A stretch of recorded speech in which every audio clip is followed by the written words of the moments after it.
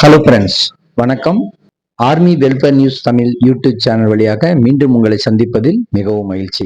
நாம் இன்னைக்கு இந்த வீடியோவில் கடந்த சில நாட்களாக சோசியல் மீடியாவில், அதாவது வாட்ஸ்அப்பில், ஃபேஸ்புக்கில், ட்விட்டரில் அதிகமாக காட்டு தீ மாதிரி பரவிக்கிட்டு இருக்கிற ஒரு விஷயம், மத்திய அரசு ஊழியர்களின் 50% டிஏ அகவிலைப்படியானது அடிப்படை ஊதியத்துடன் இணைக்க நிதி அமைச்சகம் ஒப்புதல் அளித்து விட்டது. மேலும் 18 லட்சம் ஊழியர்கள், 12 லட்சம் ஓய்வூதியதாரர்களும் பயனடைவார்கள். இதற்கான அதிகாரப்பூர்வ அரசாணையும் வெளியாகிவிட்டது அப்படின்னு ஒரு செய்தி மற்றும் அரசாணையான பணமும் வைரல் ஆகிட்டு வருது.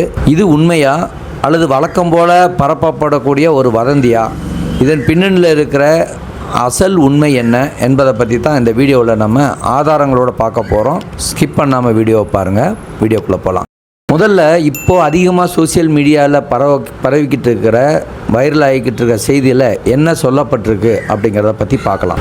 ஜனவரி 1, 2026 முதல் 50% டிஏ, அதாவது அடிப்படை ஊதியத்துடன் பேசிக் பே கூட இணைக்கப்படுகிறது. இதனால் அடிப்படை சம்பளம், அதாவது ஓய்வூதியம், பென்ஷன் மற்றும் கிராஜுவேட்டி ஆகியவை கணிசமாக உயரும். தொழிலாளர் தலைவர் சிவ்கோவால் மிஸ்ரா இது ஒரு வரலாற்று சிறப்புமிக்க வெற்றி என்று கூறியதாகவும், நிதி அமைச்சகத்தின் செலவினைத்துறை இதற்கான அலுவலக குறிப்பாணையை, அதாவது கவர்மெண்ட் ஆர்டரை ரிலீஸ் செய்துள்ளதாகவும் அதில் குறிப்பிடப்பட்டிருக்குது.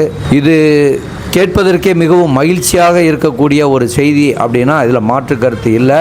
ஆனால் இது ஒரு முற்றிலும் போலியானது, ஒரு ஜோடிக்கப்பட்ட வதந்தி அப்படின்னு தான் தெரிய வருது அப்படிங்கிறத நம்ம பார்க்கணும். சரி, இது போலியான செய்தியா அப்படிங்கிறது எப்படி நமக்கு தெரியும் அப்படிங்கிறதுக்கு 3 முக்கியமான ஆதாரங்களை பார்க்கலாம். முதல்ல ஆதாரம் என்னன்னு பார்த்தீங்கன்னா, இது அதிகாரப்பூர்வ அறிவிப்பு இல்லை. இந்திய அரசின் நிதி அமைச்சகம், அதாவது மினிஸ்ட்ரி ஆஃப் டிஃபென்ஸு அல்லது பத்திரிகை தகவல் பணியகமோ இப்படி ஒரு 50% டிஏ இணைப்பு ஆர்டரை இதுவரைக்கும் வெளியிடவே இல்லை. இந்த ஆவணத்தில் உள்ள தேதிகள் மற்றும் வடிவமைப்பு போலியாக உருவாக்கப்பட்டுள்ளது அப்படின்னு தான் தெரிய வருது. முதல்ல.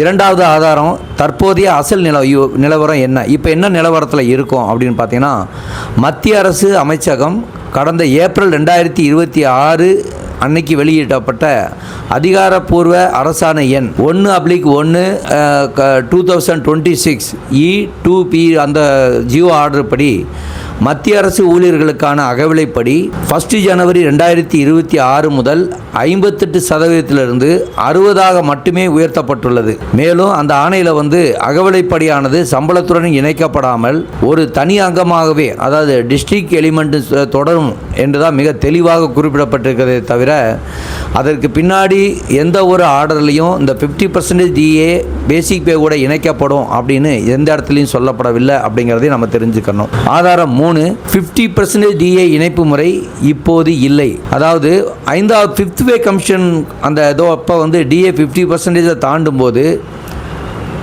பேசிக் பே கூட இணைக்கக்கூடிய முறை ஃபாலோ பண்ணிக்கிட்டு இருந்தாங்க. அதுக்கப்புறம் 6th பே கமிஷனில் பார்த்துருப்போம், அதே மாதிரி 7th பே கமிஷன்லையும் பார்த்துருக்கோம். இந்த நடைமுறை முயற்சி செய்யப்படவில்லை அப்படின்னு தான் தெரிய வந்துச்சு. அதில் இதுவரைக்கும் இந்த மாதிரி 8th பே கமிஷனில் இதுக்கான அறிவிப்பு வந்தது அப்படின்னா, இதுவரைக்கும் 8th பே கமிஷனுடைய தங்களுடைய இதையும் இதுவரைக்கும் தெரியப்படுத்தவில்லை அப்படின்னு தெரியும். கூடவே நமக்கு தெரிஞ்சிருக்கும், 8th பே கமிஷன் பல கேள்விகளுக்கு அந்த டீம் தான் பதிலளிக்கும் அப்படின்னு தான் இதுவரைக்கும் சொல்லப்பட்டு வருது. உதாரணமாக இந்த கம்யூடேஷன் மறுபடியும் பார்த்திங்கன்னா நிறையா ஒரு மாறுதலுக்கு பிறகு அதனுடைய ஃபைனல் யார் சொல்லுவாங்கன்னா இந்த டீமே விசாரித்து சொல்லும் அப்படின்னு சொல்லியிருக்காங்க. 50% டிஏ மெர்ஜ் பண்ணுறது பற்றின ஒரு ஃபைனல் டிசிஷன் இந்த 8th பே கமிஷனுடைய டீம் தான் அனௌன்ஸ்மெண்ட் பண்ணும் அப்படின்னு சொல்லியிருக்கிறாங்க.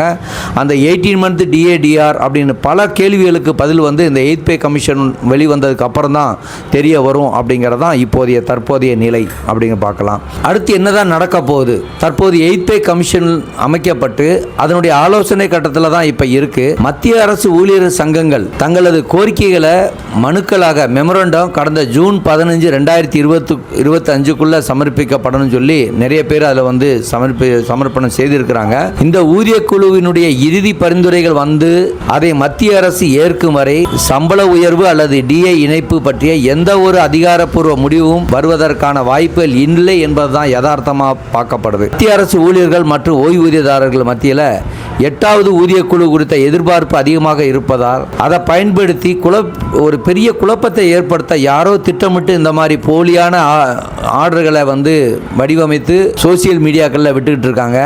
அதையும் நம்ம எதுவுமே பார்க்காம அதிகமான ஒரு சோசியல் மீடியாக்களில் ஷேர் பண்ணிக்கிட்டு தான் இருக்கோம் அப்படிங்கிறது தான் நம்ம இப்போதைக்கு தெரிஞ்சுக்க வேண்டிய ஒரு விஷயம். சரி, நிறைவாக என்ன சொல்ல வரோம்னா, இந்த 8th பே கமிஷனால் இல்லாட்டி இந்த டிஏ மெர்ஜர்னால் பயன்பெறக்கூடிய இராணுவ நண்பர்கள், முன்னாள் படையை சார்ந்தவர்கள், அரசு ஊழியர்கள் அதிகாரப்பூர்வமான கவர்மெண்ட் ஆர்டர் அரசாணைகள் வெளியாகும் வரை இந்த மாதிரி சோசியல் மீடியாக்களில் வர்ற இது போன்ற வதந்திகளை நம்ப வேண்டாம், மற்ற யாருக்கும் ஷேர் பண்ண வேண்டாம் அப்படிங்கிறது தான் நாம் இதில் சொல்லக்கூடிய ஒரு விஷயமா இருக்குது. இராணுவ வீரர்களுடைய நலன் கருதி மத்திய அரசு ஊழியர்களுடைய உண்மையான செய்திகளை உடனுக்குடன் தெரிந்து கொள்ள நம்முடைய army welfare news Tamil YouTube சேனலை சப்ஸ்கிரைப் பண்ணிக்கோங்க. இந்த வீடியோவை மற்ற நண்பர்களுக்கும் ஷேர் பண்ணுங்கள். நன்றி, வணக்கம், ஜெய்ஹிந்த்.